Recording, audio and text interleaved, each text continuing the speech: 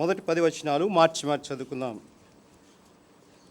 Book of Genesis chapter 22 beginning verse 1 down verse 10. ఆది కాండము 22వ అధ్యాయము మొదటి 10 వచనాలు ఉత్తర ప్రత్యుత్తరీతిగా చదువుకుందాం. ఆ సంగతులు జరిగిన తర్వాత దేవుడు అబ్రహామును పరిశోధించినట్లనగా ఆయన అబ్రహామును పిలువ అతని చిత్తం ప్రబలెను.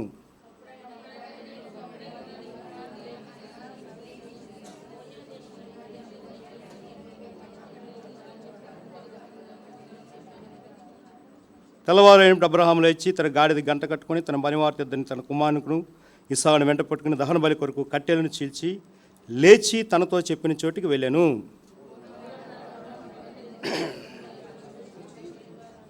తన పనివారు వారితో, మీరు గాడిద ఎక్కడైనా ఉండి నేనును ఈ చిన్నవాడును అక్కడికి వెళ్ళి దేవునికి మొక్కి మరలా మీదకు వచ్చేదమని చెప్పి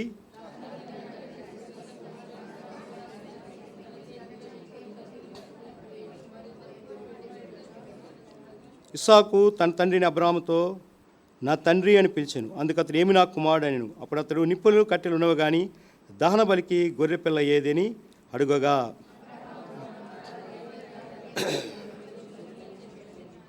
అలాగే వారిద్దరూ కూడి వెళ్ళి దేవుడు అతనితో చెప్పిన చోటికి వచ్చినప్పుడు అబ్రహాం అక్కడ బలిపీఠమును కట్టి కట్టెలు చక్కగా పేర్చి తన కుమారుడు ఇస్సాకును బంధించి ఆ బలిపీఠం పైన కట్టెల మీద ఉంచెను.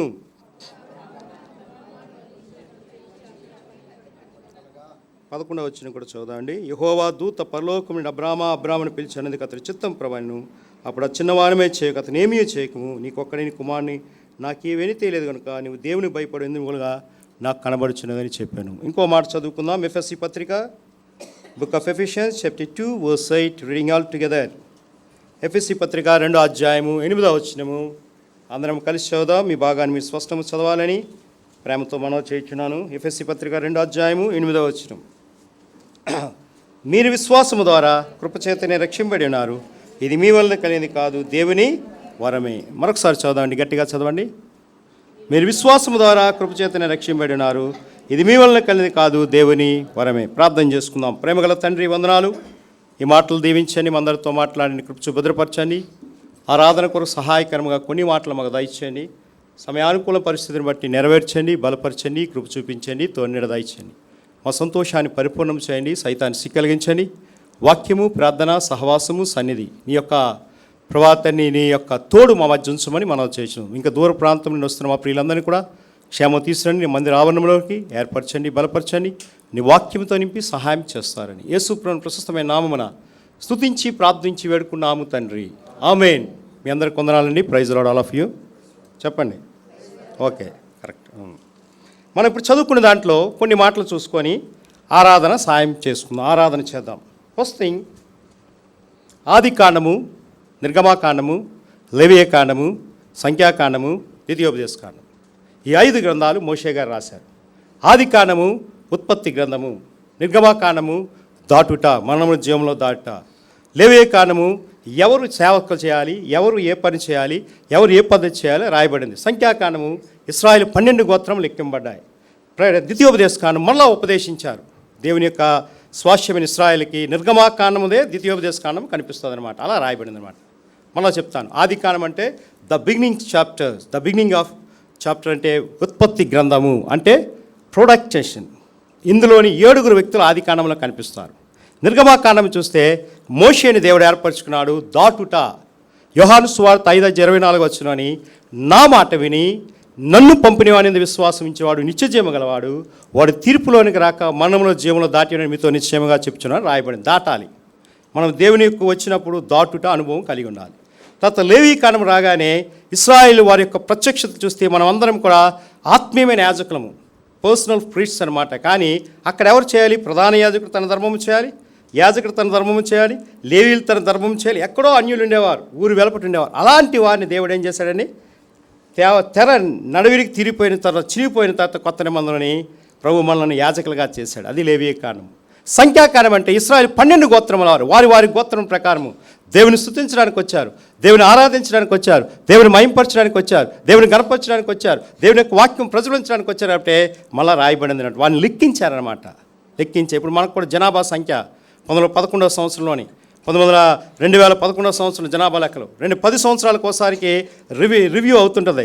సెన్సస్ చేస్తుంటారు భారత ప్రభుత్వం. అలాగా సంఖ్యాకాండం ఇస్రాయేల్ 12 గోత్రం వారు కూడా ఏం చేశారండి, రాశారనమాట. తర్వాత ద్వితీయోపదేశకాండం అంటే మళ్ళా ఉపదేశించారు రెండవసారి. నిర్గమాకాండమదే ద్వితీయోపదేశకాండం రాయబడి. ఇప్పుడు మనం చదువుకున్న దాంట్లోని ఇక్కడ ఆ యొక్క అబ్రహాము జీవితంలో ఒక పరీక్ష.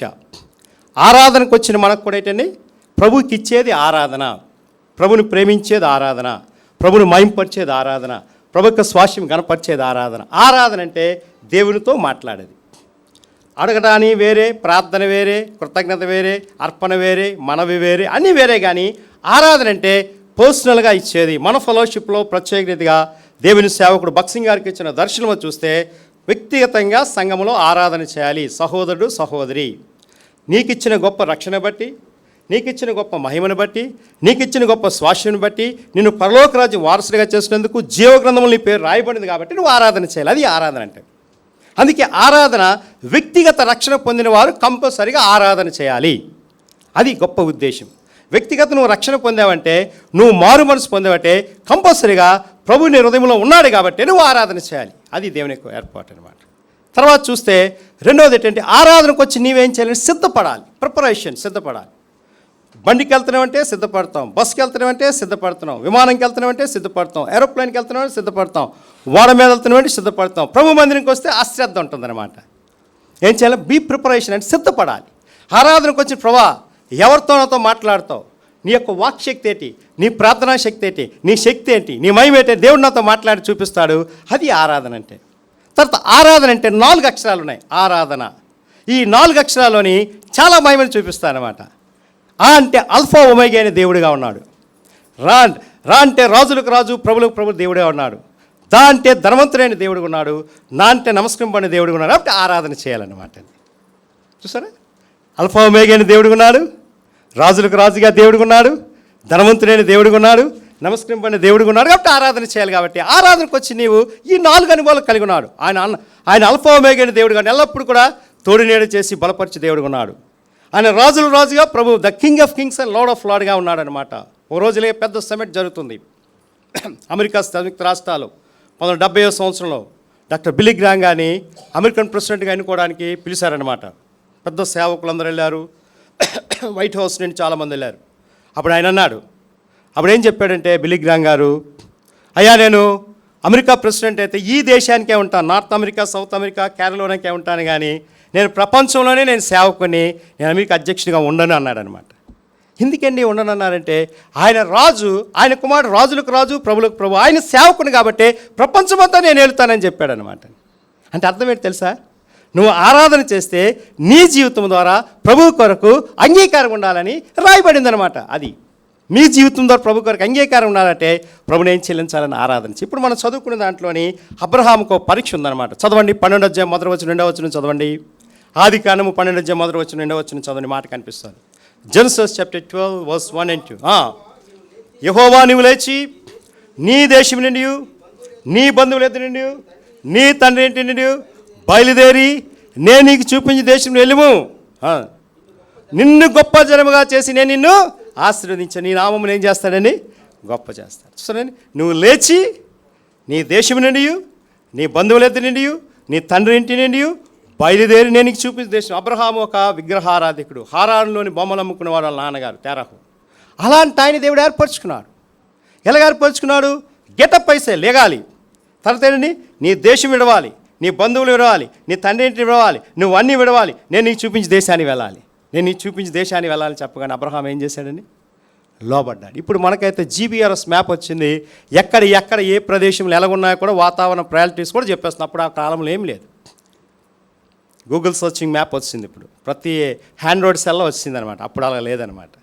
ఆయన ఎలాగైతే చెప్పాడో అలాగే వెళ్ళాడు. దేవుని సేవ అలా చేయాలి, అలా చేశాడు. విశ్వాసుల తండ్రి అయ్యాడు, గొప్ప పరీక్ష నిలబడ్డాడు, ఆరాధనలు నింపబడ్డాడు, బలిపీఠములు కట్టాడు, దేవుని స్తుతించాడు, దేవుని గణపరిచాడు. అలాంటి ఆయన ప్రభుని ఆరాధించడానికి వచ్చి నీవు నేను కూడా దేవుని యొక్క మహిమతో నింపబడాలి. అబ్రహాము జీవితం చాలా ఆశ్చర్యము. అబ్రహాము శారై ఉంటాయి చూసారని. అలా అబ్రహాము జీవితంలో చూస్తే విశ్వాసులకు తండ్రి అయ్యాడంటే గొప్ప విశ్వాసం కలిగి జీవితం కలిగి నువ్వు కూడా ఆరాధనకు వచ్చినప్పుడు నీ విశ్వాసం గొప్పదిగా ఉండాలి. రోమీయులకు రాసిన పత్రిక 10:8 చదవండి త్వరగా. త్వరగా 10వ అధ్యాయం 8వ వచనం 9వ వచనం. రోమాపత్రిక 10వ అధ్యాయము 8వ వచనము 9వ వచనం మాట కనిపిస్తుంది. అదేమని చెప్పుచున్నది?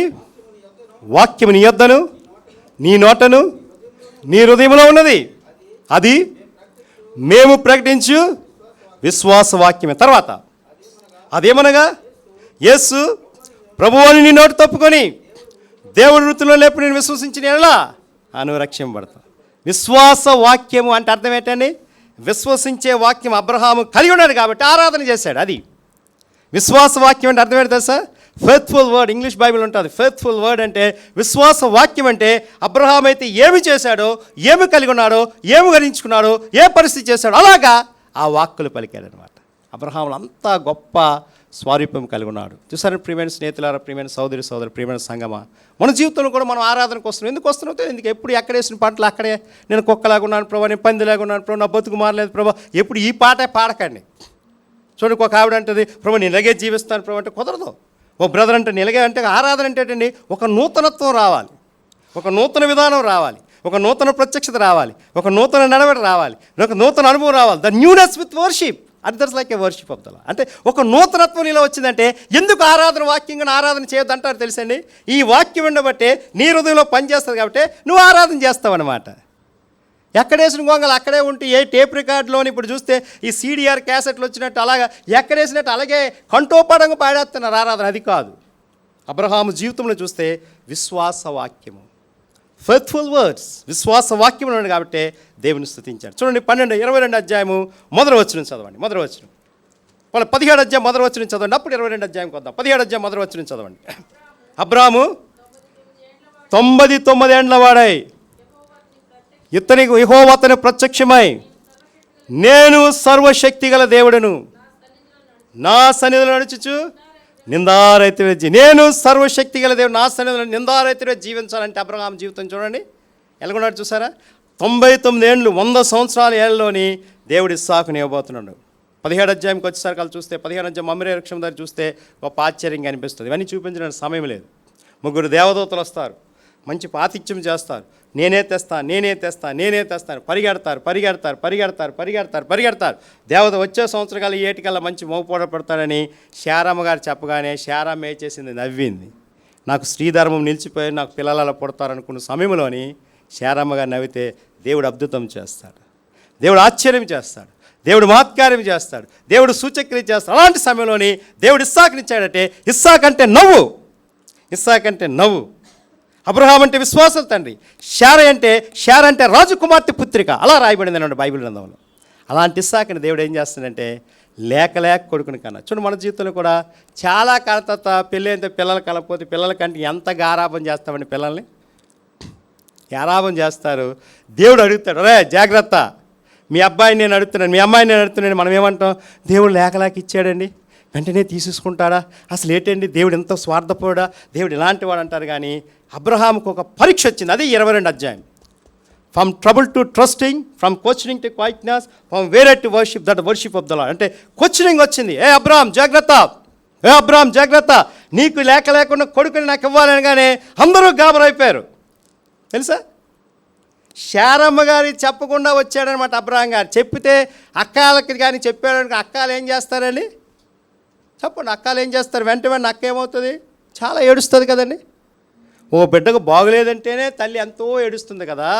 అలాంటి సమయంలో అబ్రహాము జీవితంలో ఇస్సాకుని దేవుడు అనుగ్రహించినప్పుడు ఇస్సాకుని మోరియా పర్వతం మీద బలి ఇవ్వడానికి తీసుకెళ్తున్న సమయంలోని ఏమైందంటే శారమ్మ గారు చెప్పకుండా అబ్రహాం అన్నగారు వెళ్ళారనమాట. చూసారా ప్రియమైన సోదరులారు, గమనించండి. ఈ యొక్క 22 అధ్యాయము ఒక ఆరాధన ఆత్మతో నింపే అధ్యాయము. ఈ 22 అధ్యాయము బలిపీఠం కట్టే అధ్యాయం. 22 అధ్యాయము విశ్వాసం యొక్క పరీక్ష. 22 అధ్యాయము పిల్లలు ఉన్న వారికి గొప్ప పరీక్ష. 22 అధ్యాయము ఇస్సాకు గొప్ప పరీక్ష. 22 అధ్యాయము దేవుని వాక్యాన్ని చూపిస్తుంది. 22 అధ్యాయము యేసుప్రభుని చూపిస్తుంది, రాయబడింది అనమాట. అంత గొప్ప స్వారూప్యం కలిగిన 22 అధ్యాయం. ఒక్కొక్క అధ్యాయంలో 20-30 రెఫరెన్స్లు చూపించి ఒక వచ్చినప్పుడు కానీ సమయం సాలలేదు చెప్తున్నాను. ఈ సంగతులైన తర్వాత అబ్రహాము పరిశోధించాను. ఏ సంగతులైన తర్వాత 21-20 అధ్యాయం చదివితే తెలుస్తుంది అనమాట. అప్పుడు అంటున్నాడు, ఆయన అబ్రహామాను పిల్లగా అతడు చిత్తము ప్రభువా, నీకు ఒక్కడే నీ కుమారుని నాకు వినతి లేదని చెప్పాడు. చిత్తం ప్రభా అన్నప్పుడు ఎవరున్నారని? మొట్టమొదటి అబ్రహాము దగ్గర చెప్పగానే ఇప్పుడు ఒక అధికారి, ఒక కలెక్టర్ గారు పిలిస్తేనే సార్ చెప్పండి సార్ అంటారా, చెప్పురా అంటారా? చెప్పండి, చెప్పు సార్, ఏం సార్ అంటారు కదండి. ఒక కలెక్టర్ గారు పిలిస్తే, ఒక సీఎం పిలిస్తే, ఒక పిఎం పిలిస్తే, ఒక ప్రధానమంత్రి, రాష్ట్రపతి సార్ అంటారు కదండి. అలాగే ఈయనేమనండి, యేసుప్రభు దేవుడే యెహోవా పిల్లగాని చిత్తమేండి అన్నాడనమాట. అప్పుడు అనగానే నీకు ఒక్కడైన నీ కుమారుని, నీకు ఒక్కడైన కుమారుని నాకు ఇవ్వాలనగానే ఎంత బాధపడి ఉంటాడు చెప్పండి. చూసారా ఎంత బాధపడి ఉంటాడు, ఎంత వేదన పడి ఉంటాడు, ఎంత శ్రమపడి ఉంటాడు, ఎంత కష్టపడి ఉంటాడు. చూసారా ఈ శ్రమల్లో కూడా అబ్రహాము జీవితంలో చూస్తే ఒక పరీక్షకు నిలిచాడనమాట. That is like a testing Christian life testing ఉండాలి. అదే ఆరాధనలో టెస్టింగ్ ఉండాలి. ఆరాధనతో దేవుడు నింపబడాలి, ఆరాధనతో దేవుడు మహింపరచబడాలి, ఆరాధన దేవుని వాక్యం నింపబడాలి. ఆరాధన యొక్క వాక్యం నీవు వింటున్నప్పుడు దేవుని ఆరాధనలో పిలువబకాలి. చాలామంది చేయట్లేదు, మౌనంగా ఉన్నారు. కుర్చీలు ఉన్న వాళ్ళు చాలామంది చేయట్లేదు, యవనస్తులు చెప్తేనే చేయట్లేదు. చెయ్యాలి, నోట్లు తెరవగానే చేయాలి. శాలేంలోని లిడియక్ ఉండేది, వీర్రాజు గారి భార్య, చాలా గట్టిగా ఆరాధన చేసేది. అర్షలతకి చేసేది గట్టిగా ఆరాధన శాలేంలో. ఎప్పుడు 30 సంవత్సరాల క్రితం సంగతి చెప్తాను, ఇప్పుడు కాదు. ఇప్పుడు వాళ్ళిద్దరు ప్రభు దగ్గరికి వెళ్ళిపోయారు. ఎంత గట్టిగా అంటే సమయం దొరకడంతో ఆరాధన చేస్తారు. అది ఇక్కడ చూస్తే ఈయన జీవితంలో చూస్తే ఈ ఆరాధన చేస్తున్నాడు. లేక కొడుకునిచ్చాడు, లేక కూతురునిచ్చాడు, లేక పిల్లల్ని ఇచ్చాడు, లేక సంఘాన్ని ఇచ్చాడు, లేక సేవకులు ఇచ్చాడు, లేక భక్తులు ఇచ్చాడు. అలాంటి సమయంలో ఆరాధన చేస్తున్నాడు. నీ జీవితంలో ఏం చేస్తున్నావు చెప్పండి? ఇది విని వెళ్ళిపోతున్నావా? ఒక ఆదివారం అటెండెన్స్ వేసుకోవడం వెళ్ళిపోతున్నావు. ఏదో స్కూల్ మందిరంకి వచ్చానండి, అటెండెన్స్ వేసుకున్నానండి, వెళ్ళిపోయాడంటే కుదరదు. నువ్వు దేవునికి ఎలాగున్నావు అది ఇక్కడ రాయబడింది. నువ్వు ప్రేమించిన సాకు చదవండి. 2వ వచనం, 22వ అధ్యాయం 2వ వచనం చదవండి త్వరగా. నీకు ఒక్కడైనా అనగా నీవు ప్రేమించే సాకును తీసుకొని ముందుకు జరగండి, కొంత ముందుకు జరగండి. మోరియా దేశం వెళ్ళి అక్కడ నేను నీతో చెప్పు పర్వతం. బ్రదర్స్ కూడా చదువుకోండి, చూసారండి. చదవండి ఒకసారి మనసు చదవండి. ఒక్కదాన్ని దహన బలిగా అతనికి అర్పించమని చెప్పాను. ఏమైందండి? అబ్రహాము గారికి పరీక్ష రాగానే వెంటనే ఎస్ అన్నాడా, నువ్వు అన్నాడు చెప్పండి? ఎస్ అన్న వెంటనే తీసుకెళ్ళాడు. అబ్రహాము గారు, మనమైతే ఏమంటే రక్షణ గారు జాగ్రత్త, మీ కొడుకుని నేను అడుగుతుంటే నా కొడుకుని లేక ఇచ్చారు ప్రభా, నువ్వు అడిగితే ఏం ప్రభా అలా కుదరదు కదా ప్రభా అంటాం కదా, మనమైతే అంటాం, అవిశ్వాసంతో ఉంటాం. కానీ అబ్రహాం ఏమనలేదు, నేను తీసుకెళ్తాను అన్నాడు. 3వ వచనం చదివి చూడండి. 3వ వచనం, తెల్లవారైనప్పుడు అబ్రహాము లేచి తన గాడిద గంట కట్టుకొని తన పని వాళ్ళిద్దరిని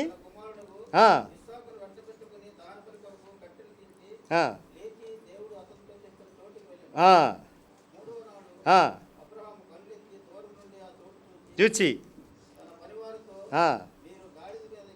ఇక్కడ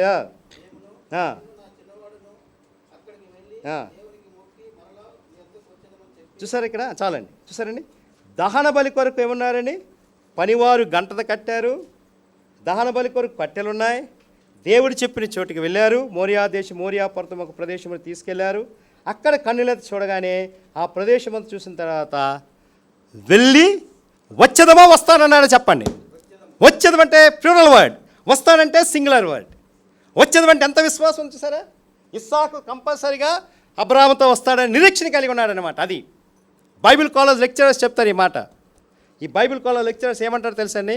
అబ్రహాముకి ఎంత పరీక్ష లేకపోతే వచ్చేదమని మాట అన్నాడు. బైబిల్ ఫిలాసఫియర్ ఆక్స్ఫర్డ్ జే స్మిత్ అని గొప్ప బైబిల్ పండితుడు రాయబడ్డాది. ఆయన ఏం చెప్పాడు తెలుసా? ఈ మాట పట్టుకుని ఏమన్నాడంటే వస్తాను అనలేదు, వచ్చేదమన్నాడంటే ఎంత నిరీక్షణ, ఎంత ప్రేమ, ఎంత విశ్వాసము, ఎంత సమర్పణ, ఎంత త్యాగము, ఎంత భయం ఆరాధన కొరకు వచ్చింది నీవు. అది ఆ ఆక్స్ఫర్డ్ జే స్మిత్ రాసిన వచ్చేస్తాను అనలేదట, వచ్చేదము అనగానే ఆ యొక్క దేవుడు ఆయనతో ఎలా మాట్లాడి చూడండి అబ్రహాంతో అని చెప్పాడు అనమాట. చూసారా ప్రియమైన సోదరిగా, మనం ఆరాధనకు వచ్చి మనము కూడా దేవుని మందిరికి వస్తాను, నేను వచ్చేదను, నేను నా కుటుంబం, భార్య ఒక మందిరము, భర్త ఒక మందిరము, పిల్లలు ఒక మందిరము, ఐగుల మందిరము, ఈ మందిరాలకు వెళ్తే కుదరదు, నేను అంటే వారు యెహోవానే సేవిస్తాము. యెహోషువ గ్రంథం 24:15 చూస్తే మనం దేవుని మందిరం కుటుంబం అంతా రావాలి, దేవుని మందిరం కుటుంబం అంతా ఆరాధన చేయాలి, కుటుంబంతో దేవుని స్తుతించాలి, కుటుంబం దేవుని మనపరచాలి, కుటుంబం దేవుని హెచ్చించాలి, కుటుంబం దేవుని ఆరాధన చేయాలి, దేవునితో మాట్లాడిన సత్యాలు గమనించాలన్నమాట. అదే రాయబడింది అనమాట అండి, రాయబడింది. చూసారా 5వ వచనం చదువు బ్రదర్. ఆడవారు ఎవరు చదవట్లేదు కానీ మగవాళ్ళు చదువుతున్నా. మీరు గాడిద ఇక్కడే ఉండి నేను చిన్నవాడును అక్కడికి వెళ్ళి దేవునికి మొక్కి మళ్ళా మీ వద్దకు వచ్చేదాము. చూసారా, అక్కడికి వెళ్ళి నొక్కి మళ్ళా వస్తాం. వెళ్ళి మొక్కి మనలా వస్తాం. కుష్టివాది గలవారిని చూడండి, లూకాసు వార్తలో మత్తయి వార్తలో దేవుడు కుష్టివాది గలవారిని బాగు చేశాడు. ఏం చేశాడు? ప్రభువా నీకు ఇష్టమైతే నన్ను శుద్ధిని చేయవు. ఆయన మొక్కాడు, యేసుప్రభులా మొక్కాడు. మొక్కి నన్ను శుద్ధిని చేయి ప్రభువా, నన్ను శుద్ధిని చేయి ప్రభువా, నన్ను శుద్ధిని చేయ, నాకు ఇష్టమే నువ్వు శుద్ధుడు కమ్ము అన్నాడు అనమాట. కుష్టివాది గలవంటే 2 చేతులు లేవు, తల బాగోదు, కాలు బాగోదు, వేలు బాగోదు, పరిస్థితి బాగోదు, లోపలంతా పురుగులతో నింపడతారు. అలాంటి ఆయన యేసు నాకు ఇష్టమైతే నువ్వు శుద్ధుడు కమ్మని. యేసుప్రభువారు కూడా ఎంత గొప్ప ఆశ్చర్యం కుష్టివాదిగా అలా చెప్పాడు. ఇక్కడ అబ్రహాము జీవితంలోని చూసారండి, ఇస్సాకుని తీసుకెళ్ళి దేవునికి మొక్కాడు. మనము కూడా ఎవరిని మొక్కడానికి వచ్చామండి ఈ దినాన్ని? చెప్పండి, ఎవరిని మొక్కడానికి వచ్చామండి? దేవుని మొక్కడానికి వచ్చి, ఏ మనుషుని మొక్కడానికి రాలేదు, దేవుని మొక్కడానికి వచ్చామంటే ఆరాధన చేయాలి. నేను మొక్కి భక్సింగ్ గారు దినాన్ని పెద్ద కాన్వకేషన్ అవుతుంది. 1972లో కాన్వకేషన్ అవుతుంది. జాగ్రత్త వినండి మాట. ఒక కుష్టివాది గలవాడు ఆయన హెబ్రోన్ గేట్ దగ్గర ఉన్నాడు. గేటు దగ్గర వచ్చిన తర్వాత చాలామంది అసహించుకుంటున్నారు. ఈ గేటు దగ్గర చాలామంది అసహించుకుంటున్నారు. అసహించుకున్న సమయంలోని ఒక బ్రదర్ వచ్చి, ఒక పెద్ద సీనియర్ గాడ్ సర్వెంట్ వచ్చి, దాసన్ గారి కుమారుడు జానీ దాసన్, ఇప్పుడు ఆయన ఢిల్లీలో ఉన్నాడు. ఆయన జానీ దాసన్ చిన్నోడు, అంకులు రండి లోపల కూర్చోండి, నాన్నగారు పిలుస్తున్నారు, సిఏ దాసన్ గారు ఉన్నారు, కూర్చుని పెట్టాడు. భక్సింగన్ గారు వాక్యం చెప్తున్నాడు. వాక్యం చెప్పగానే, వాక్యం చెప్పిన సమయంలోని ఆయన ఆరాధన చేసేట కుష్టివ్యాధి గలనైనా మంచి విశ్వాసట. లోపలికి వెళ్తే ఎవరేమనుకుంటారు? ఇప్పుడు మన లోపల కుష్టివ్యాధి వెళ్తే ఏమనుకుంటారో, ముట్టుకోవడానికి కూడా భయపడతారు కదండి. ఆ సమయంలో చూస్తే, ప్రభువా ఈ 2 చేతులు లేకుండా చేసినందుకు వందనాలన్నట. ప్రభువా ఈ ముక్కు తప్పిడి చేసినందుకు వందనాలన్నట. ప్రభువా ఈ వేలు లేకుండా చేసినందుకు వందనాలన్నట. ప్రభువా ఈ కాలు లేకుండా చేసినందుకు వందనాలన్నట. ప్రభువా ఈ తలంపుల యొక్క ఉద్దేశం అంతా, బాడీ అంతా కూడా క్షీణింపు చేసిన వందనాలన్నట. మనమైతే ఏమంటాం చెప్పండి?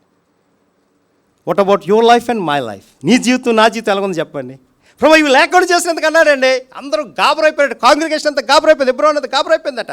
ఇవి లేకుండా చేసావు, నేను ఆరాధన చేసావు, సజీవుడిగా తీసుకొచ్చావు, సజీవమైన మహిమతో నింపావు, సజీవమైన శక్తితో నింపావు, నిన్ను పూజించడానికి వచ్చాను, నిన్ను ఆరాధించడానికి వచ్చాను, నిన్ను స్తుతించడానికి వచ్చాను, నీ నామాన్ని గణపరచడానికి వచ్చాను, నా జీవితంలో ఉందని చెప్పాడు అనమాట అండి. అది దట్స్ రియల్ వర్షిప్ అనమాట. అలాంటి కార్యం ఇలా జరిగితే తప్పకుండా ఆరాధన చేస్తావు. అలాంటి కార్యం జరిగితే నువ్వు ఎప్పుడు వచ్చినా వ్యర్థమే, ఆరాధన చేయలేవు. నేనే ఖచ్చితంగా చెప్పేస్తాను. చూసండి, ఈ ఆరాధన చేసే ఉద్దేశం ఏంటంటే, నా జీవితంలోని దేవుడు ఈ కుష్ఠరోగి ఇచ్చినది నీకు వందనాలు ఆరాధన చేశాడు. మన జీవితంలో ఎన్ని బాధ ఉన్నా సరే, ఎంత కష్టం వస్తున్నా సరే, ప్రభుని ఆరాధన చేయకుండా మనం ఉండలేము, ఉండకూడదు కూడా. అది ఇక్కడ రాయబడింది. మొక్కాడు. మనం కూడా ప్రభుని మొక్కడానికి వచ్చాం. చదవండి 95వ కీర్తన 7వ వచనం చదవండి. 95వ కీర్తన 7వ వచనం చదివిన మాట కనిపిస్తుంది. Psalm 195:7. రండి నమస్కారం చేసి సాయలిపడదము, మనల్ని సృష్టించిన యెహోవా సన్నిధిని మోకరించదము, మీడు ఆయన మాటను అంగీకరించిన ఎంత మేలు. రండి నమస్కారం చేసి సాగిలపడాలి. ప్రభువా నువ్వే గొప్ప దేవుడు, నువ్వే మహిమ, అది మొక్కారనమాట. చూసారండి, మనము కూడా ప్రభుని మొక్కడానికి వచ్చామంటే ఆరాధన చేసేవారము. మనము కూడా మొక్కడానికి వచ్చామంటే స్తుతించేవారం ఉన్నాం. మనము కూడా మొక్కడానికి వచ్చామంటే గణపరచడానికి ఉన్నాం. మనము కూడా మొక్కడానికి వచ్చామంటే కీర్తించడానికి ఉన్నాం. మనము కూడా మొక్కడానికి వచ్చే ఆ సజీవమైన దేవుడు ఇక్కడ ఆరాధన చేస్తారు, పరలోకంలో ఆరాధన చేస్తారు. ఈ శరీరంతో ఆరాధన చేస్తాం, పరలోకం నుంచి ఆరాధన చేయాలి. అలా ఆరాధన చేస్తారు. చూడండి, యెషయా గ్రంథం 6వ అధ్యాయము 2వ వచనం 3వ వచనం 4వ వచనం చదవని మాట కనిపిస్తుంది. Book of Isaiah chapter 6 verse 3 and 4 and 5. ఎవరైనా చదవాలి త్వరగా.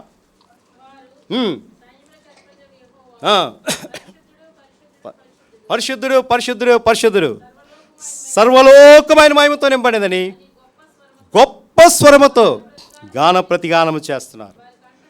వారి కంఠస్వరముతో గడప కమ్ముల పునాదులు కదులుచు, మందిరం ధూమం చేత నిండగా నేను, అయ్యో నేను అపవిత్రమైన పెదవుల గలవాడినే, అపవిత్రమైన పెదవుల జల్లు కలిసి నివసించుతుని, నేను నశించుతుని, రాజును సైన్యములకు అధిపతి యెహోవాను నేను. చాలండి సిస్టర్, చాలు. నేను కన్నులారా ఆయన పరిశుద్ధుడు పరిశుద్ధుడు, హోలీ హోలీ హోలీ. ఆయన పరిశుద్ధుడైన దేవుడు నువ్వు ఆరాధన చేయాలి. ఎదురు వచ్చామంటే ఆరాధన చేయాలి. ఎప్పుడేమవుతో తెలియదు, మనం వెలగొస్తో తెలియదు. మన శుక్రవారం చెప్పాను, మంగళవారం చెప్పాను, ఏమవుతో తెలియదు. ఎప్పుడైనా రెడీగా ఉండాలి. నీ జీవితమే క్షణభంగురం పాట పాడుతున్నారు నర్సీపట్నం పెద్ద చెరువు దగ్గర. జగ్గారావు గారు పెద్ద ఆయన, మోతుబరి కోటేశ్వరుడు, 500 కోట్లకు ఆస్తిపాడు, చౌదరి కన్వర్ట్. తెలుసండి, పాట పాడుకొని చెరువు దాటుతున్నారు. ఆదివారం చెరువు దాటుతున్నారు. ఈవినింగ్ దాటుతున్న సమయంలో ఎలాగవుతుందని తెలియదు అనగానే వెంటనే ఆయనకి, బ్రదర్ నాకు చిన్న నొప్పులాగా వస్తుంది అన్నారట. నొప్పులాగా ఉంటే సింగ్ హాస్పిటల్ తీసుకెళ్ళి, పక్కనే 5 రోజులు సింగ్ హాస్పిటల్ తీసుకెళ్ళాడు. తీసుకెళ్ళగానే మార్టిన్ గారు ముందు నడుస్తున్నాడు, ఆ ముందు బక్సింగ్ గారు నడుస్తున్నారు. వీళ్ళందరూ కూడా సేవకులందరూ 200 మంది సేవకులు నడుస్తున్నారు. ఆ సమయంలోనే దేవుడు ఆయన పిలుచుకున్నాడట. ఆయన అన్నాడు, నేను సేవలో చచ్చిపోవాలన్నాడట. నేను సేవలో చచ్చిపోవాలని జగ్గారావు గారు అని, అంటే ఆయన పేరు ఇప్పుడు అబ్రాం గారు, పాత పేరు జగ్గారావు. ఆయన వాళ్ళ కొడుకు బర్నబాసు అన్నగారు జొన్నర్ గారిలో సేవ చేస్తారు. మంచి సేవకుడు, చౌదరి కన్వర్ట్. చౌదరి గజ్జరం మందిరం అంతా చౌదరిలతో అలాంటి వాళ్ళందరినీ కూడా మార్చేశాడు ఆయన. ఎలా మార్చాడు? 3 ఆదివారాల ఆరాధనకి వెళ్ళలేదు, అన్నిటికి వెళ్ళాడట. ఓసారి ఆయన కాలు ప్యాచర్ అయిపోతే వెళ్ళలేదట. రెండోసారి ఆయన బలహీనమైపోయి వెళ్ళలేదట. మూడో చనిపోయిన స్థితిలో ఉన్నప్పుడు కూడా బలహీనమైనప్పుడు వెళ్ళలేదట. ఆ సమయంలో ఆ యొక్క సువార్త ప్రకటన సమయంలో దేవుడు పిలుచుకోగానే వెళ్ళిపోయాడట. ఆయన పరిశుద్ధుడైన దేవుడైన ఆరాధన చేశాడు. ప్రియమైన సోదరి గమనించండి, ఎన్నో అనుభవాలు చెప్పగలను.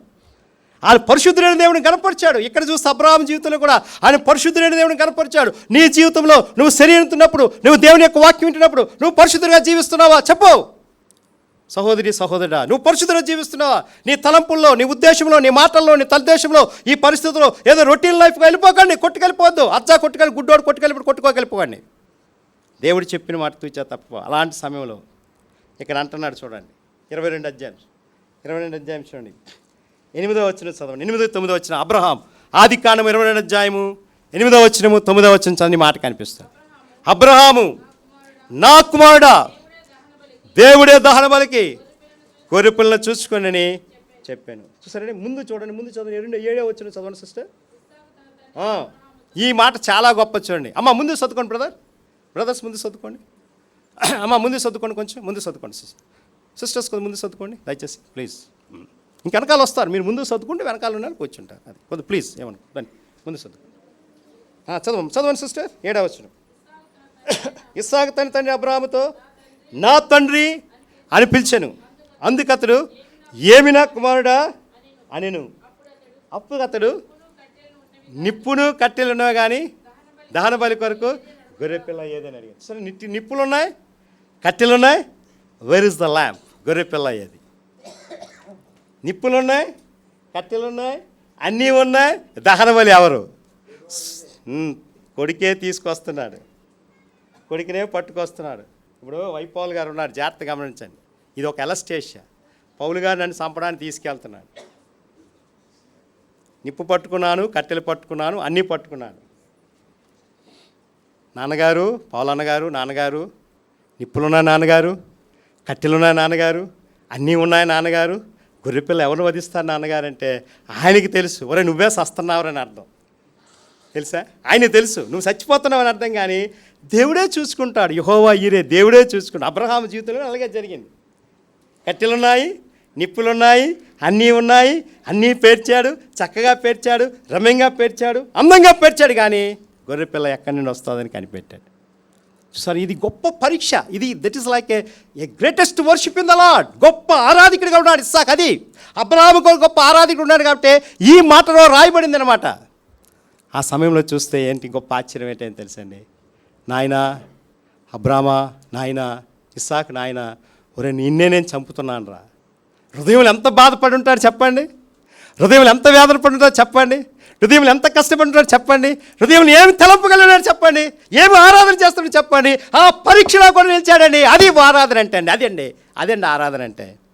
ఆ పరీక్షలో కూడా ఆరాధన చేశాడు అబ్రహాం. ఎంత గొప్ప ఆరాధన అంటే అది చెప్పలేము, వర్ణించలేము, వివరించలేము. యేసయ్య నీ ప్రేమ పాట పాడడం కాదు, అసలు అక్కడ వర్ణించలేకపోయాడు. మహిమ వచ్చేసిందట. అబ్రహాము దగ్గర దేవుడు మహిమ దిగి వస్తుందట. దేవుడు తనతో మాట్లాడుతున్నాడట, దేవుని తనతో శక్తినిస్తున్నాడట, దేవుని తనతో ప్రేరణిస్తున్నాడట, అన్నీ ఉన్నాయట. ఆఖరిలో చూడగానే ఇస్సాకు మంచి అవనస్తుడు, అబ్రహాం గారు 100 సంవత్సరం ముసిలోడు. ఇలాగంటే పడిపోతాడు. వైపోలు గారు ఇలాగనే పడిపోతాడు. ఇద్దరు పట్టుకొని తీసుకొస్తాడు, ఏం కాడు వదిలి అని పడిపోతాడు. ఆయన అబ్రహాము జీవితం కూడా అంతే తెలుసా. అలాంటి సమయంలోని అన్నీ పేర్చిన తర్వాత ఇస్సాకుని కట్టేశారు, ఇలా కట్టేశారు. అలా లోపడ్డాడు అంతే. అలా లోపడ్డాడు. ఏం మాట్లాడలేదు, మౌనం మాట్లాడలేదు, ఏ పరిస్థితి మాట్లాడు, ఏ విధానం మాట్లాడు, ఖచ్చితంగా నిలబడ్డాడు అబ్రహాం. ఇస్సాకు నిలబడి వధించారు, దహన బలిపీఠం మీద వధించారు, కట్టెలేసారు, వధించారు, చక్క వేసి కత్తెత్తున్నాడు, కత్తెత్తి దగ్గరికి వస్తున్నాడు. ఖురాన్లో చూస్తే దగ్గరికి వచ్చిందట. ఖురాన్ గ్రంథంలో రాయబడుతుంది. యెహోవా వచ్చి ఇస్సాకుని తీసుకెళ్ళి వెంటనే అబ్రాహాం ఇలా ముగించగానే టక్కన దగ్గరికి వస్తున్నాడు. ఇంకా కత్తి ఎత్తగానే మనకైతే కత్తి ఎత్తగానే అబ్రామా ఆగన్నాడని వాడిని, కానీ ఇంకా దగ్గరికి వచ్చి 2 పోట్లు అయిపోతాడు. 2 ఇలా కడుపు దర్చించాడంటే 2 బొక్కలు అయిపోతాయి. ఆ సమయంలో చూస్తే దేవుడైన యెహోవా అబ్రాహాంతో మాట్లాడి, కానీ దేవుని దూత రాగానే వెంటనే చక్కగా అలా ఆపేసాడట కత్తి. ఇలా పట్టుకున్నాడట, ఇలా పట్టిసాడట. చూడండి, ఇలా పట్టిసాడట. ఇలా పట్టడంతో దేవుని ఆత్మ పట్టగానే వెంటనే ఆగిపోయిందట. ఆయన కత్తి వెళ్తలేదట. వెళ్తే ఏమైపోద్దండి? ఇస్సాకు గారు చనిపోతారు. వెళ్తే ఏమైపోద్దండి? జనాంగం రాదు. వెళ్తే ఏమైపోద్దండి? ఇశ్రాయేల్ మ్యాప్ ఉండదు. వెళ్తే ఏమైపోద్దండి? అబ్రహాం జీవితం మాసిపోద్ది. వెళ్తే ఏమైపోద్దండి? ఆ వంశావళి అంతా కూడా క్లోజ్ అయిపోతాయి. The plan and purpose of దేవుని యొక్క ప్రణాళిక అంత ఆ సమయంలో చూస్తే అబ్రహాం దేవుడు ఏం చేశాడండి? ఏర్పరచుకున్నాడు. సార్ ప్రియమైన సోదరు, ఇందులో ఆరాధన యొక్క మాట ఏంటంటే కట్టెలున్నాయి, నిప్పు ఉంది, బలిపీఠం ఉంది, దహన బలి ఎవరు? కొత్త నిబంధనలో యేసు ప్రభువారు, పాత నిబంధనలో చూస్తే ఇస్సాకు గారు.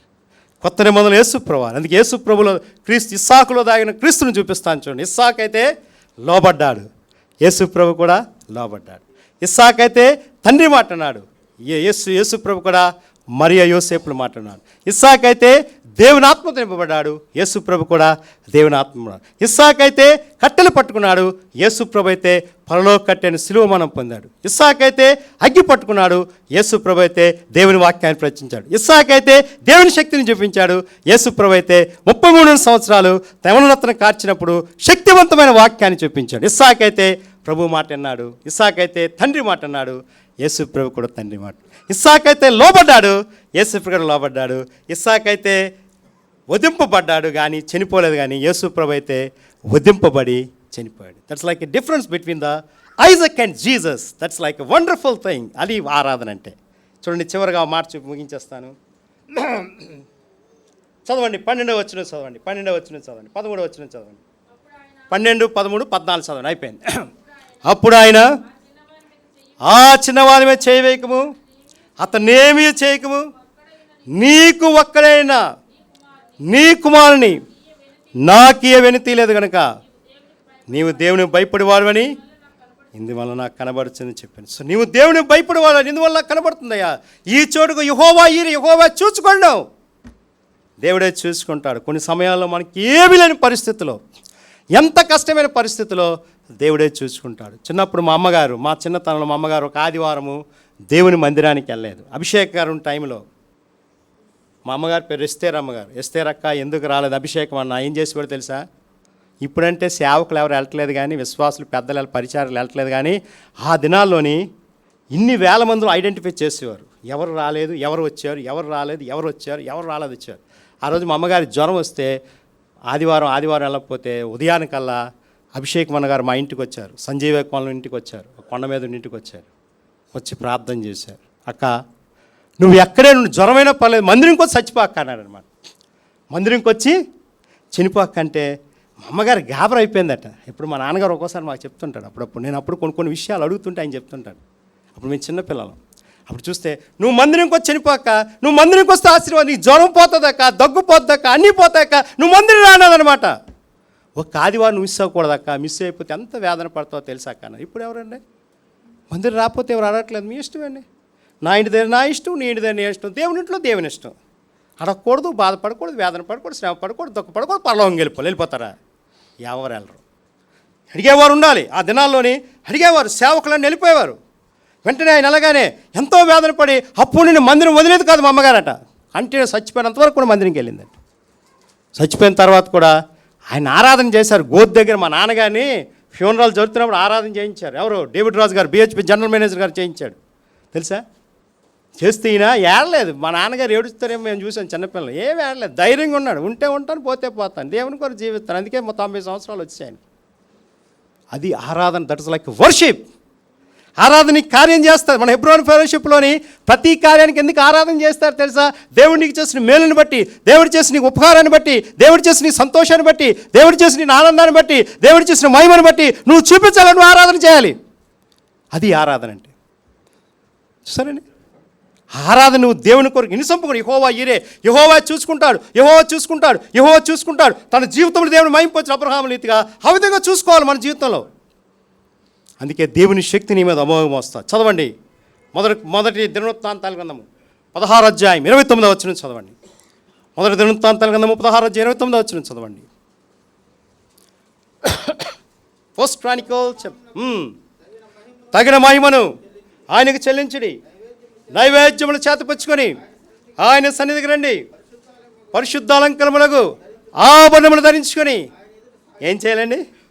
పరిశుద్ధమైన అలంకారాలు ధరించిన ఆయన ఎదుట సాయపడాలి. పరిశుద్ధం అంటే రక్షణ, మహిమ, స్వాస్యము, బాప్టిసము, హస్తనిక్షేపణ, ప్రభు బల్ల, ఆరాధన, దేవుని మహింపుచ్చుట.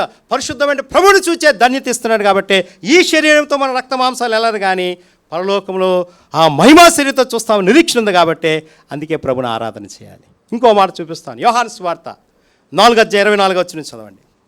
John gospel according John gospel chapter 4:24. యోహాను సువార్త 4:24 వచనం.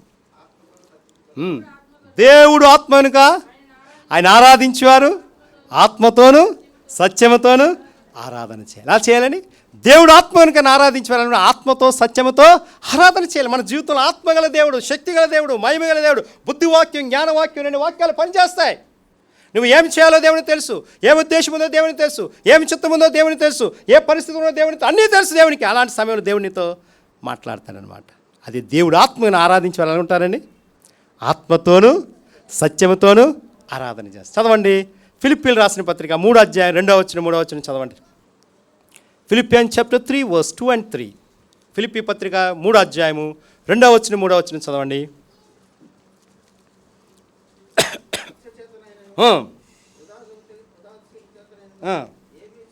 ఏమీ చేయక వినయమైన మనసు గలవారే 3:3 క్షమించాలి. 3:2 3:4 చదవండి. జాగ్రత్తగా ఉండి, దుష్టులైన పనివారి విషయమే జాగ్రత్తగా ఉండి, ఈ చేదనను ఆచరించి వారి విషయమే జాగ్రత్త. ఎందుకనగా ఈ మాట చూడండి, 3:3 పట్టుకోండి. Third chapter 3rd verse. ఈ మాట చాలా జాగ్రత్త. ఎందుకనగా శరీరమును ఆస్పదము చేసుకొనక, ఏమండి? శరీరమును ఆస్పదము చేసుకొనక దేవుని యొక్క ఆత్మ వల్ల ఆరాధించుచు క్రీస్తు యేసును అతిశయపరిచిన మనమే సున్నతించి ఆచరించేవారమై ఉన్నాం. అంటే అర్థం ఏంటి? శరీరమును ఆస్పదం చేసుకుంటే వేదన ఉంటుంది. ఆత్మలో ఏం చేయాలండి? ఆరాధించేవారం ఉండాలి. ఆత్మలో ఏం చేయాలండి? దేవుని మహిమ పొందేవారం ఉండాలి. ఆత్మలో ఏంటంటే దేవుని గణపరిచేవారు ఉండాలి. కాబట్టి ఆత్మతో సత్యముతో దేవుని ఏం చెల్లించాలండి? ఆరాధన చేయాలి. యోహాను సువార్త 12:1-2 చదవండి. బేతనీ గృహంలోని మరియ జీవితంలో చూస్తే ఆరాధన చేస్తున్నాడు. లాజరు చనిపోయి వచ్చాడు, లేచాడు. 11వ అధ్యాయంలోని 12వ అధ్యాయం యేసు ప్రభువారు ఒక విందు ఇస్తున్నాడు. అది ఆరాధనా గృహము. 12వ అధ్యాయం 1-2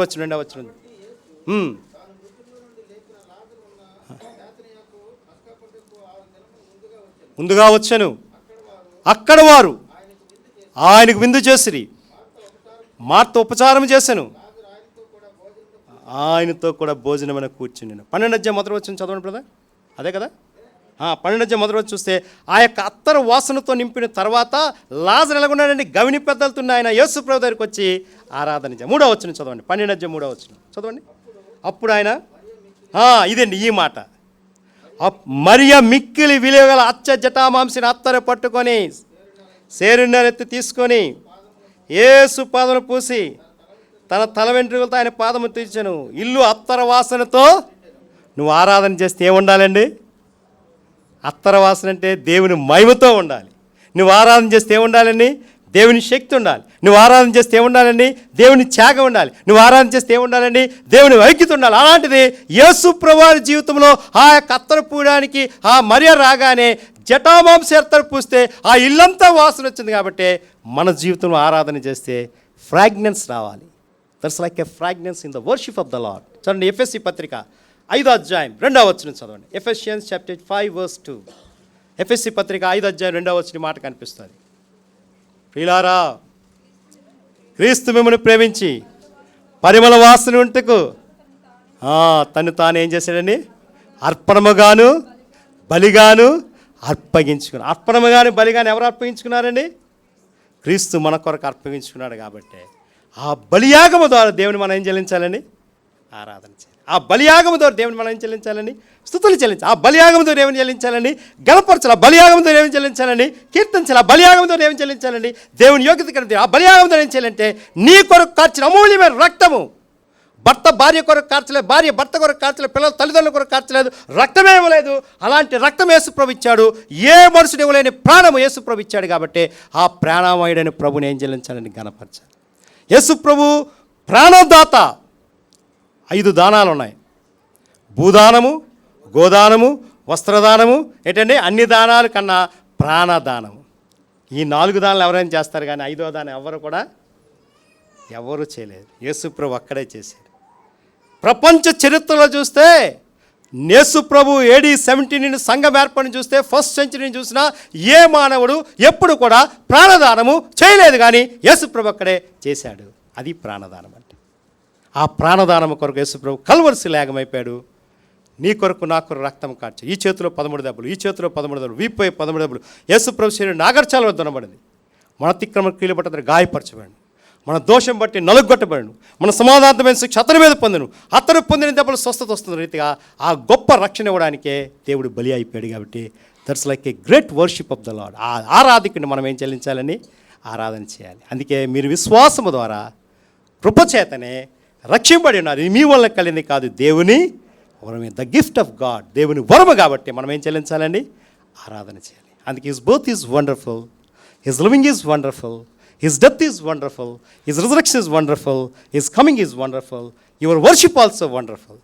ఆయన జన్మం ఆశ్చర్యము, ఆయన జీవితం ఆశ్చర్యము, ఆయన మరణం ఆశ్చర్యము, ఆయన పునరుద్ధానం ఆశ్చర్యము, ఆయన రాకడ కూడా ఆశ్చర్యము, నీ ఆరాధన కూడా ఆశ్చర్యము. నువ్వు ఆశ్చర్యకాన్ని దేవుని స్తుతిస్తే అంత గొప్ప దేవుని మనం కలిగి ఉన్నాం. చివరగా ఆదికాండం 22వ అధ్యాయం చదవండి. ఆదికాండం 22 అందరూ కలిసి చదువుకొని ప్రభుని ఆరాధన చేద్దాం. ఆదికాండం 22వ అధ్యాయం 14వ వచనం చదవండి. 14వ వచనం, 13, 14 అందరూ చదువుకుందాం. ఆదికాండం 22, 13, 14. Genesis 22, 13 and 14 verses reading all together. అప్పుడు అబ్రహాము కన్నులెత్తి చూడగానే పొదలో కొమ్ములతో కొనిన ఒక పొట్టేలు వెనక తట్టు కనబడను. అబ్రహాము వెళ్ళే పొట్టేలు పట్టుకొని తన కుమారునికి మారుగా పెట్టి దహన బలర్పించెను. అబ్రహాం ఆ చుట్టూ యెహోవా ఈరే అని పేరు పెట్టెను. అందుచేత యెహోవా పర్వతమును మీరు చూచుకొనని నేటి వరకు కూడా చెప్పను. యెహోవాయే చూచుకొని. యోహాను సువార్త 4వ అధ్యాయము 24వ వచనం అందరూ కలిసి చూసుకొని ప్రభుని ఆరాధన చేద్దాం. John gospel chapter 4 verse 24. Reading all together. John gospel chapter 4 verse 24. యోహాను సువార్త 4వ అధ్యాయము 24వ వచనము అందరం కలిసి చదువుకుందాం. అయితే యథార్థముగా దేవుడు ఆత్మ కనుక ఆయన ఆరాధించేవారు ఆత్మతోనూ సత్యముతోనూ ఆరాధన చేయాలి. దేవుడు ఆత్మ కనుక ఆరాధించేవారు ఎలా ఉండాలని? ఆత్మతోనూ. ఇస్సాకు తన జీవితంలో మళ్ళా ప్రాణదాత అయ్యాడు. ఇశ్రాయేలు దేశాన్ని నిర్మించడానికి గొప్ప సాధనముగా వాడుకున్నాడు. అంత గొప్ప స్వాస్థ్యం మనము కూడా మన జీవితంలో యేసు ప్రభువుని కలిగి ఉన్న నీవు, అమ్మ వినండి బ్రదర్స్ అండ్ సిస్టర్స్, వినాలి, కంపల్సరిగా ఆరాధన చేయాలి. నువ్వు రక్షణ పొందిన నీవు కంపల్సరిగా దేవుని స్తుతిస్తే దేవుడిని ఆరాధనను ఆజ్ఞానిస్తాడు. మోకరించండి, ప్రార్థన చేసుకుంటాం.